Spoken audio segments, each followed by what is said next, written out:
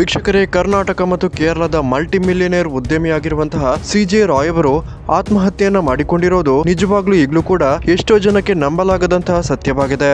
ಉದ್ಯಮಿ ಸಿಜೆ ರಾಯ್ ಅವರು ಎಷ್ಟು ಒಳ್ಳೆಯ ವ್ಯಕ್ತಿ ಅನ್ನೋದು ಪ್ರತಿಯೊಬ್ಬರಿಗೂ ಕೂಡ ಈಗ ಅರ್ಥವಾಗಿರುವಂತಹ ಸಂಗತಿ ಅಂತಾನೆ ಹೇಳ್ಬೋದು. ಒಂದು ಲೆಕ್ಕದಲ್ಲಿ ನೋಡೋದಾದ್ರೆ ಸಿಜೆ ರಾಯ್ ಅವರು ಕನ್ನಡ ರಿಯಾಲಿಟಿ ಶೋಗಳ ಬೆನ್ನೆಲುಬು ಅಂತಾನೆ ಹೇಳ್ಬೋದು.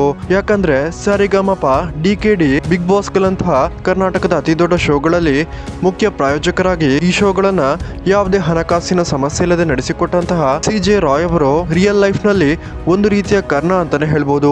ಯಾಕಂದ್ರೆ ವೀಕ್ಷಕರೇ, ಸಿಜೆ ರಾಯ್ ಅವರು ಕೇರಳ ಮತ್ತು ಕರ್ನಾಟಕ ಸೇರಿದಂತೆ ಸಾಕಷ್ಟು ಅನಾಥಾಶ್ರಮಗಳಿಗೆ ಫಂಡಿಂಗ್ ಅನ್ನ ಮಾಡ್ತಿದ್ದು, ತಮ್ಮ ಮನೆಯ ಬಳಿ ಯಾರಾದ್ರೂ ಚಿಕಿತ್ಸೆಗೆ ಹಣ ಬೇಕೆಂದು ಹೋದ್ರೆ ಅವರನ್ನ ಬರಿಗೈಯಲ್ಲಿ ಕಲಿಸ್ತಿರ್ಲಿಲ್ಲ ಅಂತ ಸ್ವತಃ ಸಿಜೆ ರಾಯ್ ಅವರ ವಾಚ್ಮ್ಯಾನ್ ಅವರೇ ಹೇಳಿಕೊಂಡಿದ್ದು, ಕಾನ್ಫಿಡೆಂಟ್ ಗ್ರೂಪ್ ನ ಉದ್ಯೋಗಿಗಳು ಕೂಡ ಸಿಜೆ ರಾಯ್ ಅವರ ದಾನ ಧರ್ಮದ ಬಗ್ಗೆ ಕೊಂಡಾಡಿದ್ದು, ನಿಜವಾಗ್ಲೂ ಇಂತಹ ಒಂದು ವ್ಯಕ್ತಿಗೆ ಐಟಿಯಿಂದ ಅಷ್ಟರ ಮಟ್ಟಿಗೆ ಕಿರುಕುಳ ಇತ್ತು ಅನ್ನೋದು ನಂಬೋದಿಕ್ಕೆ ಅಸಾಧ್ಯವಾದಂತಹ ಸಂಗತಿ ಅಂತಾನೆ ಹೇಳ್ಬೋದು.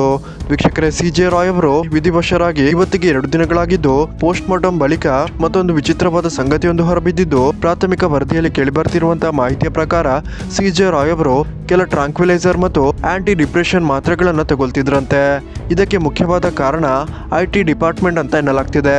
ಕೆಲ ಕೇರಳ ಮತ್ತು ಕರ್ನಾಟಕದ ಪೊಲಿಟಿಕಲ್ ಪಾರ್ಟಿಗಳಿಂದ ಸಿಜೆ ರಾಯ್ ಅವರಿಗೆ ತುಂಬಾನೇ ಒತ್ತಡವನ್ನು ಏರಲಾಗ್ತಿದ್ದು, ಎಲೆಕ್ಷನ್ಗೋಸ್ಕರ ಫಂಡಿಂಗ್ ಮಾಡೋದಿಕ್ಕೆ ಸಿಜೆ ರಾಯ್ ಅವರಿಗೆ ಕಿರುಕುಳವನ್ನು ಕೊಡ್ತಿದ್ರು ಅಂತ ಹೇಳಲಾಗ್ತಿದೆ.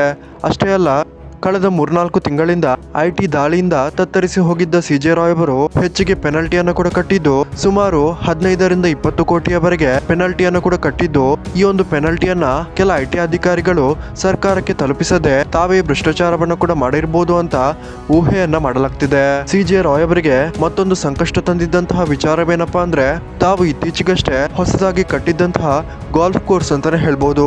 ವೀಕ್ಷಕರೇ, ಸಿಜೆ ರಾಯ್ ಅವರು ತುಂಬಾನೇ ವಿವಾದಿತವಾದ ಜಾಗವೊಂದರಲ್ಲಿ ಗಾಲ್ಫ್ ಕೋರ್ಸ್ ಅನ್ನ ಕಟ್ಟಿದ್ದು, ಈ ಒಂದು ಗಾಲ್ಫ್ ಕೋರ್ಸ್ ನಿರ್ಮಾಣದ ವೇಳೆ ಭೂಗತ ಪಾತಕಿ ದಾವೂದ್ ಇಬ್ರಾಹಿಂ ಸಹಚರರ ಕಣ್ಣು ಬಿದ್ದಿತ್ತು ಅಂತ ಹೇಳಲಾಗ್ತಿದೆ. ಪ್ರತಿ ಸಲ ಕಾಲ್ ಮಾಡಿ ದಾವೂದ್ ಇಬ್ರಾಹಿಂ ಸಹಚರರು ಇಂತಿಷ್ಟು ಅಂತ ಕೋಟಿಗಟ್ಟಲೆ ಹಣವನ್ನ ನೀಡೋದಿಕ್ಕೆ ಕಿರುಕುಳವನ್ನ ಕೊಡ್ತಿದ್ರು ಅಂತ ಹೇಳಲಾಗ್ತಿದೆ.